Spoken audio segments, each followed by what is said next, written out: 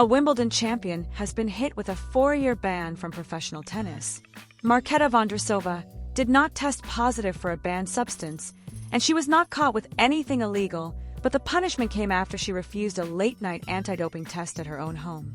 That decision has pushed the International Tennis Integrity Agency into meltdown mode because the player they chose to punish is not just anyone. Vondrousova won Wimbledon in 2023, earned an Olympic medal, reached a Grand Slam final before that, and has insisted she has never doped or failed a test. 4 years is the number that now hangs over everything. The ban runs until June 21, 2030, which means this is not a short suspension or a warning shot. For a player already sidelined by injury, the ruling lands like a career sentence, and the agency that delivered it is now facing the kind of backlash it clearly did not expect. The case began on December 3, 2025, when a doping control officer arrived at Vondrousova's home at around 8 p.m. for an out-of-competition test. The visit happened outside her designated 1-hour testing window, and even though anti-doping rules allow testing outside that hour, the timing became the heart of the dispute. Vondrousova's side was never built around hiding. Her explanation centered on fear because she said someone came to her door late at night without properly identifying themselves or following protocol. After months of physical and mental stress, she described reaching a breaking point, and that moment, inside her own home, turned into the incident that changed everything. The fear did not come out of nowhere. Petra Kvitova, another Czech tennis star, was stabbed inside her own home in 2016 by an intruder with a knife, and the attack badly injured her hand while nearly destroying her career. When Vondrousova connected her panic to that memory, it was not some random excuse pulled out for sympathy. That attack still sits inside tennis history. Yet none of that saved her before the tribunal, because the ruling declared that Vondrousova offered no compelling justification for refusing the test. With one cold phrase, the system took a late-night safety dispute and turned it into a 4-year ban. That is where the story breaks open. The ITIA did not simply punish Vondrousova for refusing the test because it chose the harshest starting point available. The agency's argument is that a refusal must be treated like a positive test, since a player who was doping should not be able to avoid a bigger ban by simply refusing to provide a sample. On paper, that logic sounds strict and clean. Inside this case, it looks brutal, because Vondrousova did not test positive, did not vanish from the process, and later stated that she was tested again just 3 days after the incident. That test came back negative, and according to her statement, every test before it had been clean as well. The result was a punishment that many players immediately saw as upside down. A refusal connected to fear and mental distress brought 4 years, while other cases involving positive tests produced far shorter punishments.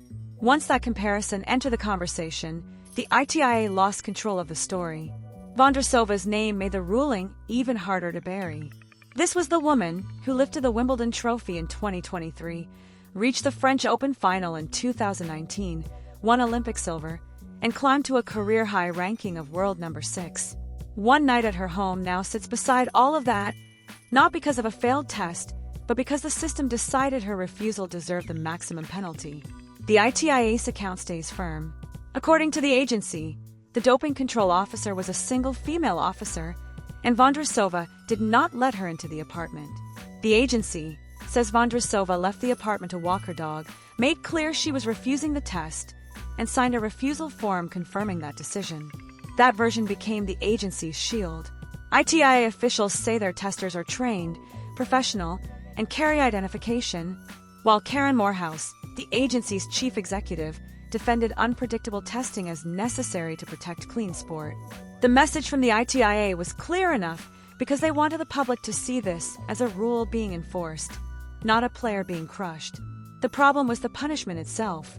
4 years is not a small sanction, and it is not a reduced penalty shaped by medical evidence or panic. It is the maximum outcome, which made the ITIA look less like a defender of fairness and more like a machine that could not tell the difference between a frightened player and someone trying to hide doping. Vondrousova's defense contains specific medical and safety claims. She argued that poor mental health, stress, acute stress reaction, and generalized anxiety disorder affected her decision-making during the encounter. Her side also argued that the officer failed to provide mandatory identification and authorization, which made the late-night visit feel unsafe. The tribunal still rejected it. That phrase, no compelling justification, does not capture what it means for a woman living alone to face an unexpected knock at night. It does not capture the memory of being attacked at home, or the pressure Vondrousova described after months of physical and mental strain. That is why the ruling does not feel like clean sport to so many players. It feels like a procedural failure because the ITIA wanted to show control and ended up exposing a system that can become too rigid to understand the athletes inside it. The rulebook mattered more than the reality at the door. Then Ajla Tomljanovic stepped forward. Her reaction did not arrive as a soft comment or a careful statement, because she called the ruling a disgrace. That word changed the whole scandal, since Tomljanovic was not only defending Vondrousova, she was attacking the culture around anti-doping testing itself. At Eastbourne, after her first-round win, Tomljanovic described the situation in plain human terms. She said she would not feel comfortable living alone if someone came to her home at 8 p.m., and that sentence cut straight through the legal language. Rules can say a visit is allowed, and a procedure can say an officer can appear outside the 1-hour window, but fear does not wait for a legal explanation. Tomljanovic did not stop there. She said she could count on one hand the good experiences she had with doping officials, and she described them as cocky and not very nice. Her words painted a system that does not simply test players, but makes them feel watched, pressured, and treated as suspects before anything has been proven. That accusation hit hard. Then she exposed the part the ITIA cannot easily smooth over, because she pointed directly to unequal treatment. Vondrousova received 4 years for refusing a test during a safety dispute, while other players who tested positive for banned substances returned much faster. That comparison turned the story into a credibility crisis. The ITIA can repeat that refusal must carry a heavy sanction, and that argument will always sound clean inside a rulebook. The question players are asking is different, and it is far more damaging. How does a fear-based refusal produce a harsher outcome than actual positive tests? Tomljanovic made that issue impossible to ignore when she said someone gets 4 years while someone else gets 2 weeks. In the off-season, the line spread because it sounded like the exact thought many players already had but had not yet said so directly. The system claims equality. The outcomes tell a different story. Tomljanovic also went after the whereabouts system, which added another layer to the scandal. She said the app does not work half the time, and when it fails, players can still be punished if they miss a test. 3 failures can end a player's eligibility. That matters because anti-doping is not only about science or lab results, but also about apps, time windows, locations, notifications, forms, officers, and protocol. When any part of that chain breaks, the player is the one standing under the punishment. In Vondrousova's case, that punishment is 4 years. The ITIA's defense leans on the wider anti-doping structure because the agency says these rules cover multiple sports and are applied fairly based on facts and evidence. That sounds neat from the outside, but this case shows exactly where the system's public story starts to crack. Fairness is not only applying the same rule every time. Fairness also means understanding the facts in front of you, and here those facts include a late-night home visit disputed, identification, documented mental health claims, and a violent attack on another Czech player that Vondrousova specifically referenced. The system saw all of that and still treated the harshest punishment as the answer. That is why the agency's position now looks like procedure dressed up as justice. The ITIA says it protects clean sport, yet in this case it protected the rulebook more fiercely than the person standing behind the door. When rules become more important than reality, the whole structure begins to look broken. The timeline makes the damage feel even worse. December 3rd, 2025 was the night of the incident, and June 22nd, 2026 was the day the ban became public. Vondrousova said, "The 7 months leading to the announcement were the hardest of her life," which means the punishment did not begin only when the suspension was announced. The process itself had already been grinding her down. Then came the final number, 4 years, ending on June 21st, 2030.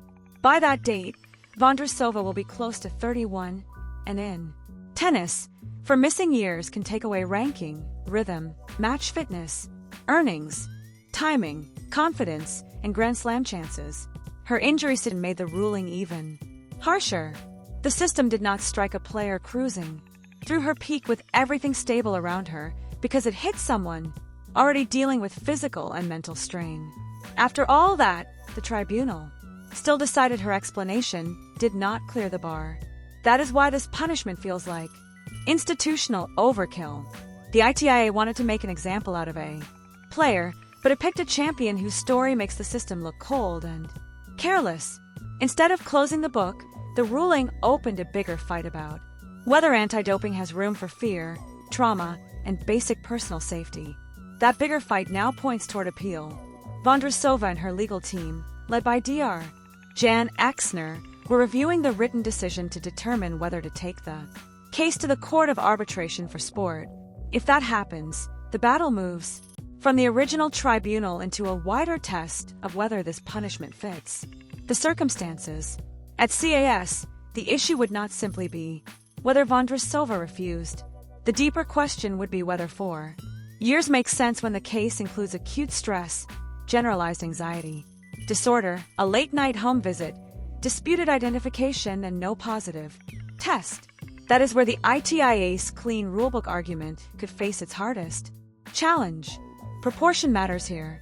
Anti-doping only works when players believe the system is fair, and Vondrousova's case now sits beside other cases where positive tests were handled with shorter bans after officials accepted explanations involving fault, negligence, or contamination. In those cases, context mattered. For Vondrousova, context did not save her. That contrast is the heart of the scandal. Because the system can be flexible when a positive test is explained, yet it became rigid when a refusal was explained through fear and mental distress. Players see that gap, and once they see it, trust starts bleeding out. This is the playbook under attack. A positive test can be softened by explanation, while a panic-driven refusal gets pushed toward the worst possible penalty. That does not look equal, and the more players compare outcomes, the harder it becomes for the ITIA to control the narrative. Tennis has already been living with uncomfortable anti-doping questions.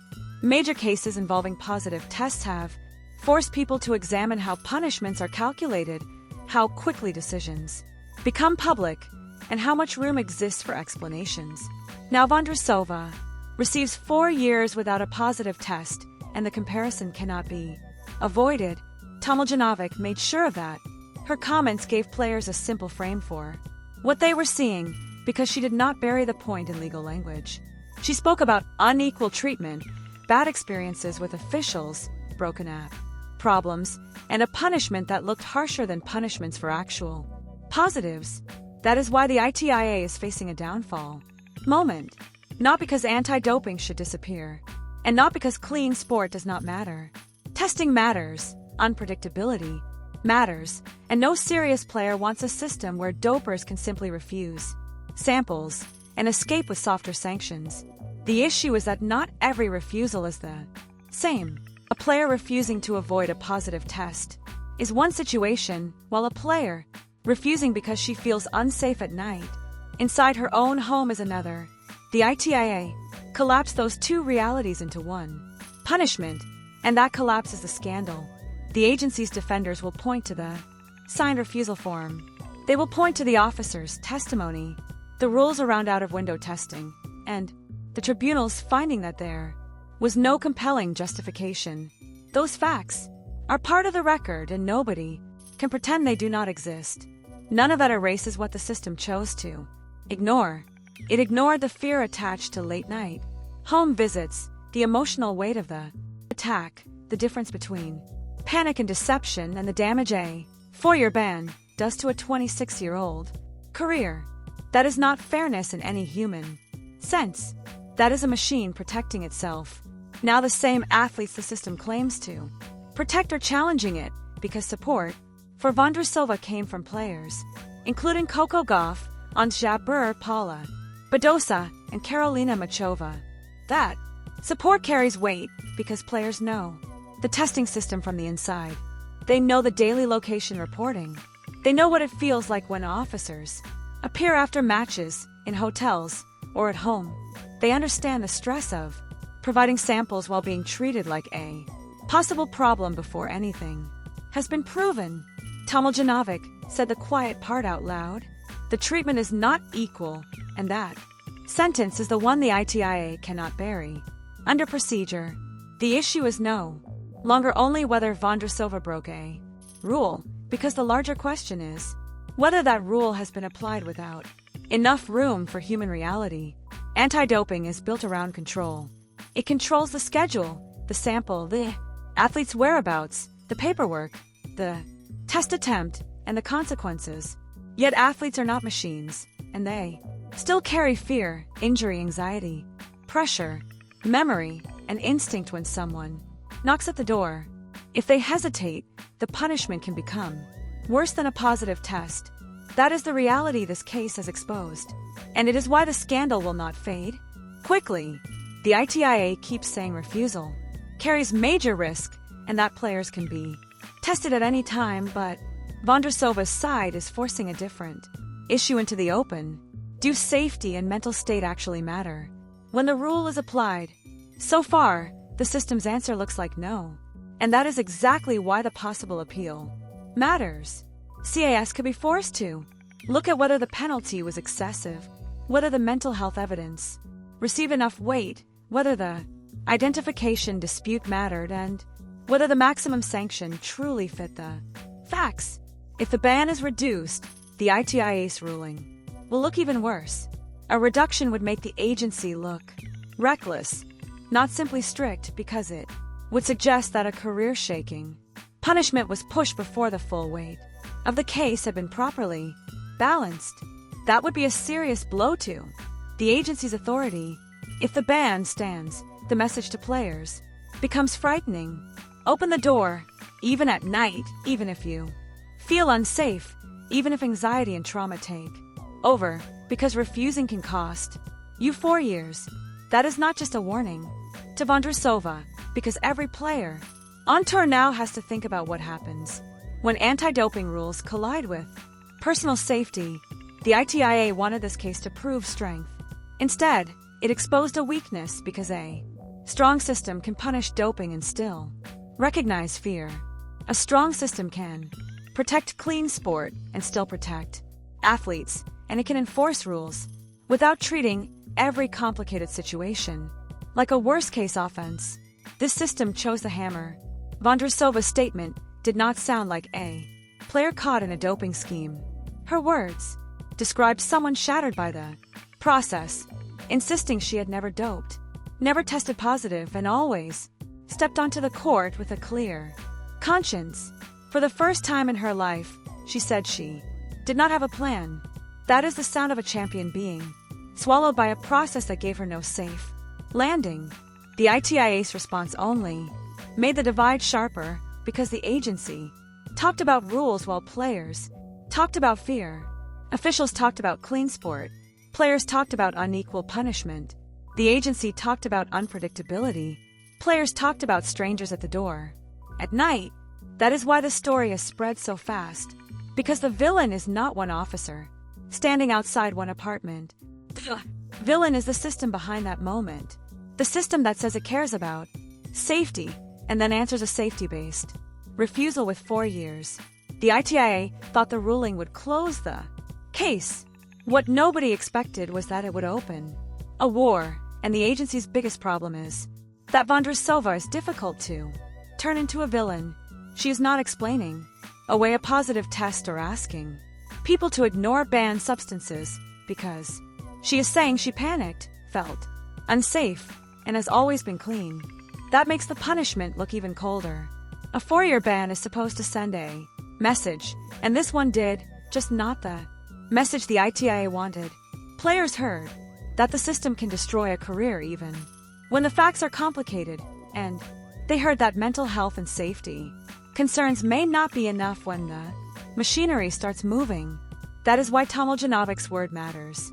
Disgrace became the label for the entire controversy, because the punishment looks harsher than penalties connected to actual positive tests. It looks cruel, because a woman's fear at her own door was treated like a calculated attempt to Cheat. Now Vondrousova waits for the next move. The written decision matters, the appeal. Decision matters, and if the case reaches CAS, the hearing could shape how anti-doping rules are understood in tennis. For years, every player watching this knows the result could affect far more than one suspended Wimbledon champion. If the ban is reduced, the ITIA takes a public hit. If the ban stands, player anger grows sharper because the system will have confirmed that fear at home does not protect you from a 4-year penalty. Either way, the agency has already lost the clean story it wanted to tell. This no longer looks like a simple refusal case. It looks like a champion being crushed by a rulebook that could not see the human being in front of it. The ending is not only about June 21st, 2030, because the real issue is whether tennis wants an anti-doping system that protects clean sport without treating players like suspects in their own homes. Vondrousova's career now hangs in the balance. The ITIA's reputation hangs there too, because the agency tried to turn a late-night refusal into a warning for the whole tour. Instead, it created a scandal that exposed every crack in its own system. The ruling was supposed to make Vondrousova look guilty. Instead, the punishment looks cruel.